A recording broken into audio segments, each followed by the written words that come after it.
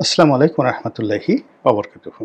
সম্মানিত দর্শক, আপনারা যারা সামাজিক মাধ্যমে সংযুক্ত আছেন এবং সামাজিক মাধ্যমে কি ঘটছে এগুলো খোঁজখবর রাখেন, তারা দেখতে পেরেছেন যে অতি সম্প্রতি একটি ভিডিও, ছোট্ট একটি ভিডিও বার্তা রীতিমতো ভাইরাল হয়ে গেছে এবং সেই ভিডিও বার্তাতে জনাব তারেক রহমান তিনি বেশ উচ্ছ্বসিত হয়ে অত্যন্ত দৃঢ়তার সঙ্গে তার যে স্বভাবসুলভ ভঙ্গি, সেই ভঙ্গিতে দুই হাত নেড়ে জাতির উদ্দেশ্যে তিনি বলছেন, খুব শীঘ্র দ্রুত আপনাদের সঙ্গে সরাসরি দেখা হবে, সাক্ষাৎ হবে। খুব অল্প সময়ের একটা ছোট ভিডিও। এটি বিএনপির যে ভেরিফাইড ফেসবুক পেজ রয়েছে সেখান থেকে প্রচার করা হচ্ছে এবং বিএনপি যারা নেতাকর্মী তারা আবার এই ভিডিও বার্তাটি তাদের নিজস্ব যে ওয়াল সেখানে ব্যাপকভাবে তারা প্রচার করছে এবং সবাই বলার চেষ্টা করছে, আহলান ওয়া সাহালান, স্বাগতম এবং স্বাগতম। ওহে আমাদের প্রিয় নেতা, আমাদের ত্রাণকর্তা, আমাদের যাকে বলা হয় দেশনায়ক, আমাদের কর্ণধার, আমাদের ভবিষ্যৎ প্রধানমন্ত্রী, আমাদের এ জাতির উদ্ধারকর্তা, আপনি আসুন, দেশ আপনার, এসে বসুন, ক্ষমতার সিংহাসনে বসুন, আপনি আসলে সব সমস্যার সমাধান হয়ে যাবে। এবং তার এই ভিডিও বার্তা নিয়ে বিএনপির সকল স্তরে যারা নেতাকর্মী তারা আবেগে থরথর করে কাঁপছেন, উচ্ছ্বাসে তারা হাসছেন, আনন্দে তারা উদ্বেলিত হচ্ছেন এবং তাদের মধ্যে যে এখন পুঞ্জীভূত বেদনা, ক্ষোভ, কষ্ট, আতঙ্ক, হতাশা যা কিছু রয়েছে, তারা নেতার আগমনের সুসংবাদে তারা রীতিমতো যাকে বলা হয় তাদের সকল দুঃখ, বেদনা, কষ্ট, অপূর্ণতা, অসম্পূর্ণতা সবকিছু ভুলে গিয়ে নেতার আগমনের অপেক্ষায় অধীর আগ্রহে তারা দিন যাপন করছেন। দল হিসেবে বিএনপি ভাবছে বা চেষ্টা করছে বা করবে তারেক রহমান সাহেবের যে আগমন, সে আগমনটিকে ঐতিহাসিক একটি মুহূর্ত হিসাবে তারা এটিকে যাকে বলে একটা মাইলস্টোন রূপে বাংলাদেশে প্রতিষ্ঠিত করতে চাচ্ছে। ইতিপূর্বে বাংলাদেশে দুটো গুরুত্বপূর্ণ প্রত্যাবর্তন হয়েছে। একটি হলো বঙ্গবন্ধু শেখ মুজিবুর রহমান, তিনি এসেছিলেন 1972 সনের 10ই জানুয়ারি পাকিস্তানের কারাগার থেকে মুক্ত হয়ে লন্ডনে গিয়েছিলেন এবং লন্ডন থেকে দিল্লি হয়ে ঢাকাতে এসেছিলেন এবং সেদিন ঢাকা রাস্তায় মানুষের ঢল নেমেছিল। দ্বিতীয় যে একটা অভিষেক, আগমন এবং প্রত্যাবর্তন ঘটেছিল শেখ হাসিনার 1981 সালে, তিনি ভারত থেকে বাংলাদেশে প্রত্যাবর্তন করেছিলেন মে মাসে। পুরো এয়ারপোর্ট থেকে শুরু করে বাংলাদেশে এত বড় জমায়েত, এমনকি বঙ্গবন্ধুর 10ই জানুয়ারির তারিখে যেভাবে লোক এসেছিল তাদের চাইতেও বেশি লোক হয়েছিল সেই যখন শেখ হাসিনা বাংলাদেশে এসেছিলেন। তো এ দুটো হলো একটি রাজনৈতিক দলের সর্বোচ্চ পর্যায়ের নেতাকে বরণ করে নেয়ার স্বতঃস্ফূর্ত সমাবেশের দুটো ঐতিহাসিক মুহূর্ত। এর বাইরে বিএনপি যখন ক্ষমতায় ছিল ঠিক সেই সময়টিতে সজীব ওয়াজেদ জয় বাংলাদেশে এসেছিলেন। তো সেখানে অনেক লোক হয়েছিল তাকে বরণ করে নেওয়ার জন্য। এটা আসলে বঙ্গবন্ধুর সঙ্গে বা শেখ হাসিনার প্রত্যাবর্তনের সঙ্গে সম্পৃক্ত নয়, তবে সজীব ওয়াজেদ জয়কে বরণ করে নেওয়ার জন্য আওয়ামী লীগের যে উচ্ছ্বাস ছিল, আবেগ ছিল, সেলিব্রেশন ছিল, উদযাপন ছিল, তারপরে এখানে ইনভেস্টমেন্ট ছিল, জাঁকজমক ছিল, ওটাও বাংলাদেশে কিন্তু ওর সঙ্গে অন্য কোনো প্রত্যাবর্তনের তুলনা করা যাবে না। লোক হয়তো বঙ্গবন্ধুর ক্ষেত্রে বেশি হয়েছিল, লোক হয়তো শেখ হাসিনার ক্ষেত্রে বেশি হয়েছিল, কিন্তু যেটাকে বলা হয় একটা সাজানো, গোছানো, পরিকল্পিত এবং একটা সমাবেশ ঘটানোর জন্য বিপুল ব্যয়, আওয়ামী লীগের সকল স্তরের নেতাকর্মীরা তারা নিজেদের পকেটে হাত দিয়ে সাধ্য মতো সর্বোচ্চ ব্যয় করে ঢাকা বিমানবন্দর থেকে শুরু করে সুধা সদন পর্যন্ত যেভাবে লোকারণ্য করে ফেলেছিল, এটি বাংলাদেশে বিরল ঘটনা। এবং সজীব ওয়াজেদ জয় আসার ওই সময়টিতে জনাব তারেক রহমান সাহেব তাকে স্বাগত জানানোর জন্য তার আপনজনদের মধ্যে কয়েকজন নেতাকে পাঠিয়েছিলেন। তার মধ্যে জহিরুদ্দিন স্বপন ছিলেন, শুভেচ্ছা সহ একটি পত্র, ফুলের তোড়া ইত্যাদি সহকারে। কিন্তু জাতির দুর্ভাগ্য যে জনাব তারেক রহমান সাহেবের হাওয়া ভবনের পক্ষ থেকে যে শুভেচ্ছা দূত এবং শুভেচ্ছা বার্তা এবং শুভেচ্ছা যে ফুলের তোড়া, শুভেচ্ছার ফুলের তোড়া, এটি সুধা সদনে গিয়েছিল। তো সেটার যথাযথ সম্মান এবং মর্যাদা সুধা সদনের পক্ষ থেকে, জয় সাহেবের পক্ষ থেকে রাখা হয়নি। তারেক রহমান সাহেবের যারা প্রেরিত যারা লোকজন রয়েছে তাদের সঙ্গে দেখা করা হয়নি। তো এটা আমরা যারা সাধারণ জনগণ ছিলাম, আমাদের কাছে এই জিনিসগুলো ভালো লাগেনি। এনিওয়ে, তো এই যে এখন তারেক রহমান সাহেব যেটা যখন আসছেন এই সময়টিতে, বিএনপি যারা নেতাকর্মী তারা এই 3টি সমাবেশের কথা মাথায় রাখছেন: বঙ্গবন্ধু স্বদেশ প্রত্যাবর্তন, শেখ হাসিনার স্বদেশ প্রত্যাবর্তন এবং যাকে বলা হয় সজীব ওয়াজেদ জয়ের বাংলাদেশ প্রত্যাবর্তন।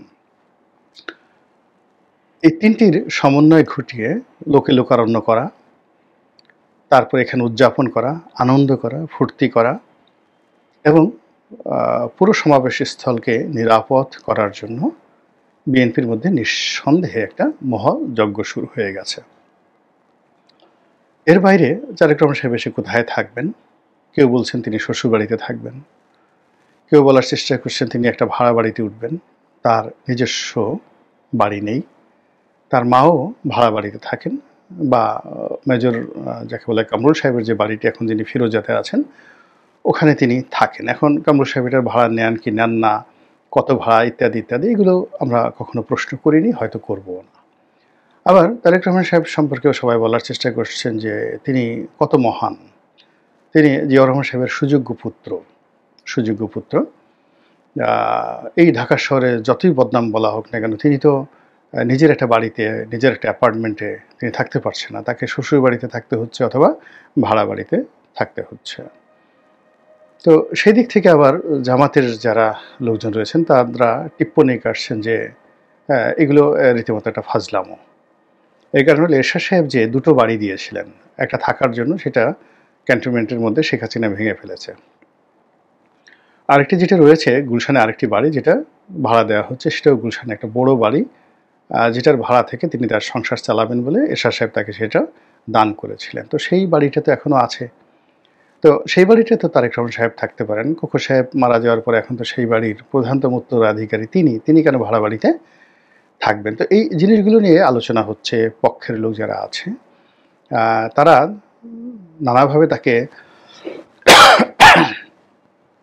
বড় করার চেষ্টা করছে, আর বিপক্ষের যারা লোকজন আছে নানাভাবে তাকে ছোট করার চেষ্টা করছে। এর মধ্যে প্রশ্ন হলো তিনি কবে আসবেন? তিনি কি আসলেই আসবেন? তার আশাটা কি ঠিক হবে? তার নিরাপত্তার অবস্থা কি, দেশের অবস্থা কি, ইত্যাদি নানা বিষয় নিয়ে পক্ষে বিপক্ষে আলাপ আলোচনা হচ্ছে।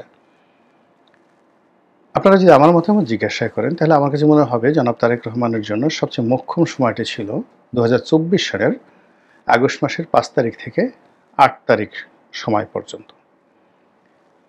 এই সময়টি তার জন্য জোয়ার ছিল, এই সময়টি তার জন্য মহেন্দ্র খান ছিল। এই সময়টিতে তিনি যা বলতেন তাই আইন হতো, যা সিদ্ধান্ত দিতেন ওটাই জাতীয় সিদ্ধান্ত হতো, তিনি যা বলতেন ওটা আইনে রূপান্তরিত হতো। কিন্তু আগস্ট মাসের 8 তারিখের পর থেকে পুরো পরিস্থিতি ধীরে ধীরে ধীরে ধীরে তার নিয়ন্ত্রণের বাইরে গিয়ে এখন তিনি এমন একটা স্পর্শকাতর অবস্থায় আছেন, না ঘরকা না ঘটকা। দলের মধ্যে তার অবিসংবাদিত ক্ষমতা রয়েছে, কিন্তু এই সময়ের মধ্যে তার সঙ্গে ক্যান্টনমেন্টের কেমন সম্পর্ক রয়েছে আমরা জানি না। Very sensitive. আপনারা জানেন যে ক্যান্টনমেন্টের সঙ্গে তার সম্পর্ক খারাপ ছিল, ভীষণ রকম খারাপ ছিল। তিনি সেই তার যারা কোমর ভেঙে দিয়েছেন, তার উপর যারা জুলুম করেছেন, অত্যাচার করেছেন, তাকে যারা ফ্যানের সঙ্গে টানিয়ে রেখেছেন, এই ভিডিওগুলো ভাসছে। তিনি অবশ্য বলেছেন যে তিনি এগুলো ক্ষমা করে দিয়েছেন। তো তিনি ক্ষমা করে দিয়েছেন, কিন্তু যাদেরকে ক্ষমা করেছেন তারা সেই ক্ষমা গ্রহণ করেছে কিনা, সেই ক্ষমাকে বিশ্বাস করেছে কিনা, এটা তাকে নিশ্চিত হতে হবে শতভাগ। এর কারণ হলো যে এই বিষয়টি নিয়ে তার যে প্রতিপক্ষ রাজনৈতিক দল তারা টিটকারি করছে, টিপ্পনী করছে এবং নানা রকম বাতাস দিচ্ছে, ডালপালা নাড়াচ্ছে এবং চরমোনাই পীর সাহেবের যে বক্তব্য, সেই বক্তব্য এখনও কিন্তু নিদারুণভাবে রাজনৈতিক অঙ্গনে আলোচনা হচ্ছে। তো সেই বিষয়টি বিএনপি যারা কর্তা ব্যক্তি রয়েছেন, সামরিক যারা উপদেষ্টা রয়েছেন, তারা এখানে কি সমঝোতায় এসেছেন এটা আমি জানি না। ২ নম্বর হলো যে সেনাবাহিনীর মধ্যে সেনাপ্রধান, তার বাইরে জামাতপন্থী যে সকল প্রেশার গ্রুপ রয়েছেন তারা, শোনা যায় যে সেখানে হিজবুত তাহরিরও একটা প্রেশার গ্রুপ রয়েছে, তারা যারা বিএনপিকে কখনই ক্ষমতায় দেখতে চায় না, সর্বশক্তি দিয়ে বিএনপিকে প্রতিহত করতে চায়। মানে দুটো গ্রুপ, অর্থাৎ জামাতপন্থী প্রেশার গ্রুপ এবং হিজবুত তাহরির প্রেশার গ্রুপ। কিন্তু যিনি এখন সেনাপ্রধান রয়েছেন মিস্টার ওয়াকারুজ্জামান, তিনি এখন কি চিন্তা করছেন? তিনি কি জামাতের পক্ষে, হিজবুত তাহরির পক্ষে, ইউনূস সাহেবের পক্ষে, নাকি নিরপেক্ষ? এই বিষয়গুলো বিএনপিকে শতভাগ নিশ্চিত হতে হবে, শতভাগ নিশ্চিত হতে হবে। এরপরে যেটা আছে সেটা হলো তারেক রহমান সাহেব এই মুহূর্তে আসবেন, চলাফেরা করবেন এবং তার সেই চলাফেরার জন্যে রাষ্ট্রের পক্ষ থেকে তাকে যে সিকিউরিটি দেওয়া হবে সেটা কোন পর্যায়ের?